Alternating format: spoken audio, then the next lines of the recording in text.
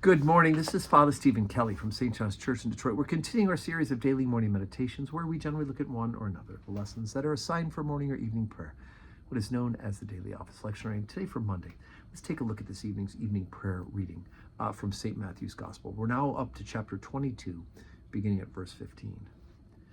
Then went the Pharisees and took counsel how they might entangle him in his talk. And they sent out unto him their disciples with the Herodians, saying, Master, we know that thou art true, and teachest the way of God in truth, neither carest thou for any man, for thou regardest not the person of men. Tell us therefore, what thinkest thou? Is it lawful to give tribute unto Caesar or not? But Jesus perceived their wickedness, and said, Why tempt ye me, ye hypocrites? Show me the tribute money. And they brought unto him a penny. And he said unto them, Whose is this image and superscription? And they said unto him, Caesar's. Then said he unto them, Render therefore unto Caesar the things which are Caesar's, and unto God the things that are God's. And when they heard these words, they marveled and left him and went their way.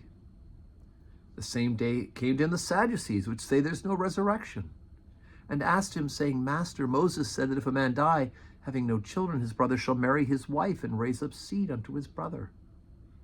Now there were with us 7 brethren. And the first, when he had married a wife, deceased, having no issue, left his wife unto his brother. Likewise the second also, and the third unto the 7th.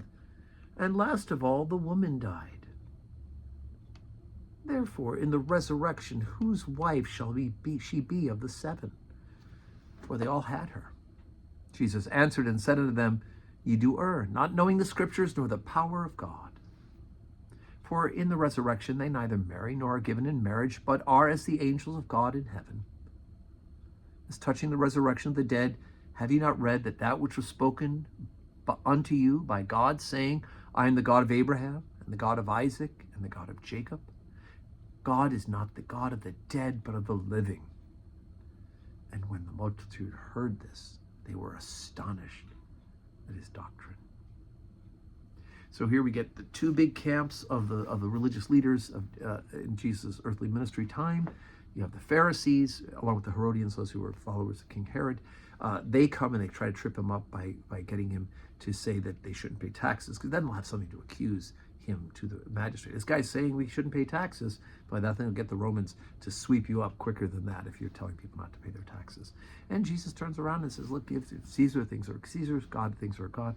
Of course, the key to that is that the coin was Caesar's, but everything is God's, right? So it's not a Venn diagram of things overlapping or not overlapping, but it's a diagram of here's this, and everything, of course, is God's. And then the Sadducees try going after him about the resurrection, and he confounds them as well, right? You don't even understand the Scriptures. And of course, you could make the argument the reason they don't understand the Scripture partially is because they don't have all the Scriptures. They only believed in the first 5 books of the Bible, and they didn't believe in the rest of the teachings, the historical teachings, and the prophets and the wisdom sayings. That was not a part of the Scriptures for the Sadducees, just the first 5 books of Moses. So anyway, Jesus puts both of them in their place. And of course, it's just continuing to anger both of them, and will make it so that they will team up in order to have Jesus put to death. So today's Monday, and we have 12:15 Holy Communion, 7 o'clock evening, 4 o'clock evening prayer. 12:15 Holy Communion, 4 o'clock evening prayer. I hope you can join us in person. If not, worship with us in the live stream or on the replay.